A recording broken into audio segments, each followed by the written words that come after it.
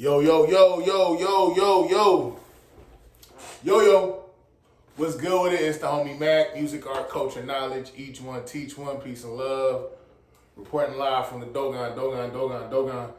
Thumbs up, give me the likes. Thumbs up, give me the likes. This is another session of Mackin' with Mac. Book review series. I told y'all I'm on the Captain America tip heavy. The last review I did was for The Winter Soldier. You can check that out. The one I did, the most recent Captain America piece, is Flags of Our Fathers. See it? Flags of Our Fathers. And it's actually featuring Black Panther. The main protagonists are Captain America and Black Panther. But this is not T'Challa. This is, because we know Black Panther is a mantle. This is not T'Challa. This is Azuri. So this is T'Challa's grandfather, who is holding the mantle of Black Panther at this time. It takes place during World War II.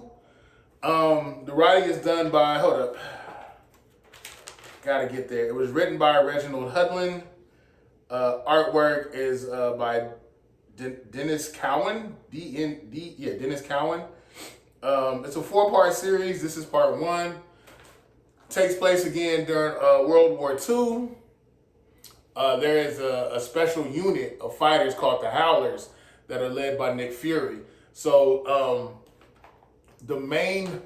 I would say a lot of the introspection, a lot of the narrative is through the eyes of a man named Gabe. Gabe is a black dude from Harlem. He's fighting with the Howlers. He starts off saying, I love my job. I kill Nazis. I'm a Negro fighting beside white men, and we all hate Nazis. We're killing Nazis. Thought that was an interesting way to start off the piece. But yeah, so the Nazis find out about the vibranium in Wakanda. So they go to Wakanda and pursue the vibranium because they want to use vibranium and weaponize it to further their agenda of being a master race and pretty much destroying everybody else, to put it mildly. So they get there. Wakanda wasn't going. As soon as they came across the Nazis, they killed them, put their heads on a spike. Word gets back to Red Skull and Hitler, and they're like, dang, man, whoever these savages in Wakanda, man, they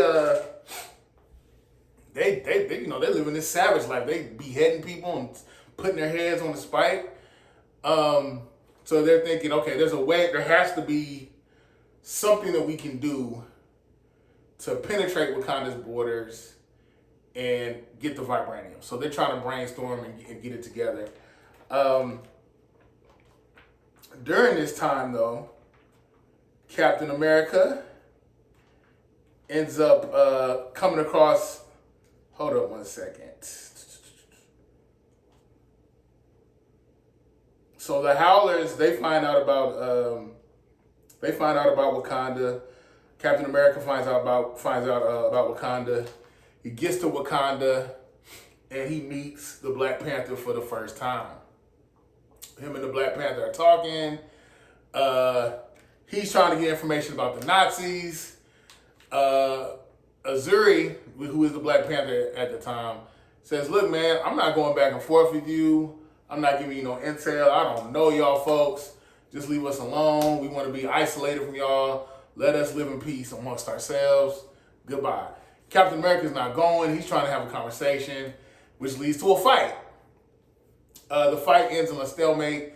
They basically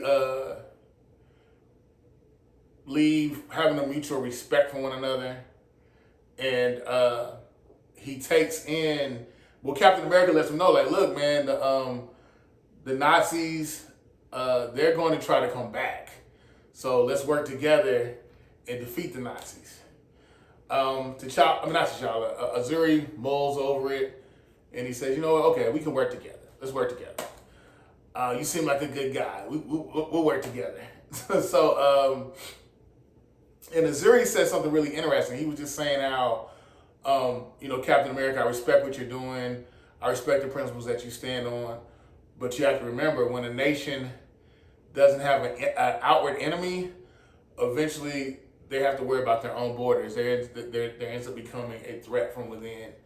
And that actually is prophetic because there's a guy named the White Guerrilla who sides with the Nazis. He's promised things from the Nazis. Will typical colonial power move. You get the populace to fight amongst each other, and you make promises, and it causes division. Old divide and conquer. But the White Guerrilla was really on some coon shit. But he thinks, I want to be in power. They got vibranium, and they don't want to share it with other nations in Africa. So what happens? The guerrilla works with the Nazis. The Nazis end up having these, metahumans. One was called Master Man, one is called Warrior Woman, and one is called the Armless Tiger Man. Crazy name, right? So they go back, they penetrate the Wakanda borders, but this time they get busy. They're killing people. They kidnap, actually, some of the Wakandan warriors. It gets ugly. But Captain America and the Howlers, they get busy. They eventually ward off the Nazis. What did they do? Captain America, the Howlers, and Azuri, they all get together. They're fighting. They're securing the borders of Wakanda. They defeat Red Skull. There's another man named, I never heard this guy before. His name was Baron Strucker. They basically kick his ass too, and they fend off the Nazis. And the interesting thing is hearing Gabe's introspection again. Gabe was like, man, like this is a black man's paradise. Wakanda, they got food, they got jobs, they got technology, they're sophisticated. And Gabe actually kills the Armless Tiger Man, because the Armless Tiger Man tries to kill the Queen of Wakanda, but he kills her. He kills Armless Tiger Man. And Azuri, who again is the Black Panther, grants Gabe citizenship of Wakanda. He's like, hey, if you want to move here, you're good here. It's whatever. It's whatever. You can come through. The thing that was really interesting about this book was just seeing, like, this book, the social commentary was there. Just seeing, Gabe's introspection and how he was just like, wow, like, this is a black man's paradise. I could come over here and not have to deal with the racism and different things in America. I could just come here. He decides against it, though. He goes back to America. And one of the things I thought was interesting was how they highlighted the racism of the Nazis. How they were calling the black people monkeys and how they're inferior, different things. And I think Master Man, his title actually comes from the Nazis because he had the swastika on his chest. I think that his title, Master Man, comes from the ideology that the Nazi Party had, National Socialist Party, Nazis had about being the master race, Aryan race. So I thought, that historically things were on point in this book. I don't have anything negative to say about it. The artwork was on point. It's action-packed. The commentary is there. The political commentary, the social commentary is replete throughout this book. I do want to see what the other 3 installments are like. I may double back. Interestingly enough, this is, and I didn't know this, Captain America is gifted vibranium from Black Panther as like as a show of faith, a show of brotherhood, camaraderie. So he gives some vibranium to Captain America, which in turn Captain America foments his shield. The shield we see today with the star in the middle and the circles. He got that from Wakanda. That's vibranium in there. Didn't know that. So I think the history between Black Panther and Captain America is very unique. It's pretty cool. Again, no qualms with this book. I think it's dope. Out of 5, I give it 5. 5 out of 5. It's the homie Mac. Each one teach one. Peace and love. Reporting live from the Dogon.